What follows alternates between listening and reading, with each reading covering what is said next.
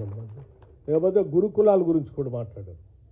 గురుకులాల గురించి కూడా ఇప్పటికే రాష్ట్ర ప్రభుత్వం ఒక నిర్దిష్టమైనటువంటి ప్రణాళికతో ముందుకు పోతూ ఉన్నాం. తప్పనిసరిగా మీ మీ మీ నియోజకవర్గంలో ఉన్నటువంటి గురుకులాలకు సంబంధించి వాటన్నిటినీ మీరు ఎస్టిమేషన్ చేసి పంపించండి. వాటన్నిటినీ సరే సిఎస్ఆర్ ఫండ్స్ నుంచి ఇస్తామా లేకపోతే ప్రభుత్వం నుంచి నేరుగా నిధులతో ఇస్తామా ఎక్కడో ఆలోచన చేసి వాటిని తప్పనిసరిగా ఆ రిపేర్లు అన్నీ చేపించి వాటికి కావాల్సిన వసతులన్నింటినీ ఏర్పాటు చేయించే బాధ్యత ఈ ప్రభుత్వాన్ని చెప్పి మీ అందరికీ నేను సవినయంగా మనవి చేస్తూ మీ అందరికీ ఒక విషయం కూడా చెప్పాలి. ఈరోజు రాష్ట్ర ప్రభుత్వం వెంకటరెడ్డి గారు మాట్లాడుతూ కూడా ఒక మాట చెప్పారు. కాంగ్రెస్ వస్తే కరెంట్ ఉండదు అని బాగా ప్రచారం చేశారు. బహుశా ప్రచారం చేసినటువంటి వాళ్ళకి ఉన్నది లేనట్టు లేనిది ఉన్నట్టు భ్రమలు కల్పించి ప్రజల్లో బతకడం బాగా అలవాటైనటువంటి రాజకీయ పార్టీల నాయకులు.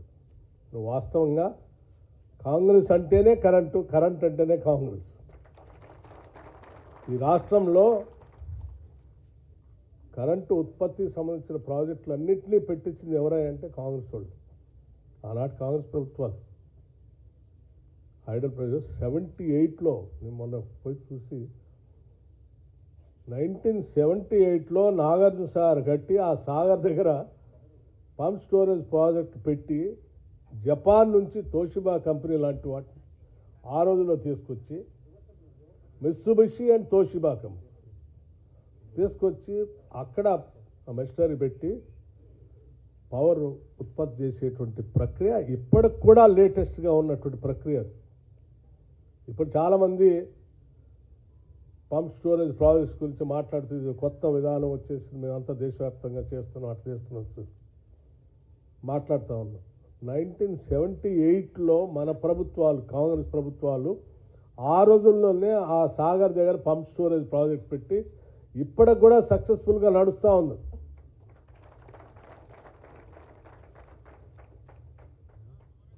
హైడల్ పవర్ ప్రాజెక్టులు పెట్టినా, థర్మల్ పవర్ ప్రాజెక్ట్స్ పెట్టినా, లేకపోతే విండ్ ప్రాజెక్ట్స్ పెట్టినా, సోలార్ పవర్ ప్రాజెక్ట్స్ పెట్టినా, ఏది తీసుకొచ్చినా ప్రతి దాంట్లో ఆనాటి కాంగ్రెస్ ప్రభుత్వాలే ఆలోచన ముందు చూస్తూ తీసుకొచ్చాయి తప్ప వీళ్ళు తీసుకొచ్చి పెట్టింది వీళ్ళు తీసుకొచ్చి పెట్టినవన్నీ వీళ్ళు వచ్చి 10 సంవత్సరాల్లో ఆ భద్రాద్రి పవర్ ప్రాజెక్ట్ అని పెట్టారు. అదేమో సబ్ క్రిటికల్ టెక్నాలజీ పెట్టేసి దాని భారం దాని మీద వేశారు.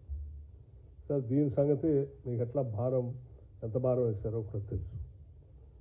సో ఈ పరిస్థితిలో నేను చెప్పేది ఏంటంటే ఇప్పటికి కూడా కాంగ్రెస్ పార్టీ రాగానే న్యూ ఎనర్జీ పాలసీని తీసుకొని వచ్చి పెద్ద ఎత్తున కన్వెన్షనల్ ఎనర్జీతో పాటు నాన్ కన్వెన్షనల్ ఎనర్జీని కూడా ఈ రాష్ట్రంలో పెద్ద ఎత్తున అందించాలని ఆలోచనతో ముందుకు పోతున్న దేశంలోనే అత్యుత్తమైనటువంటి గ్రీన్ పవర్ని ఉత్పత్తి చేసే డెస్టినేషన్ రాష్ట్రంగా తెలంగాణని మార్చబోతా ఉన్నాను.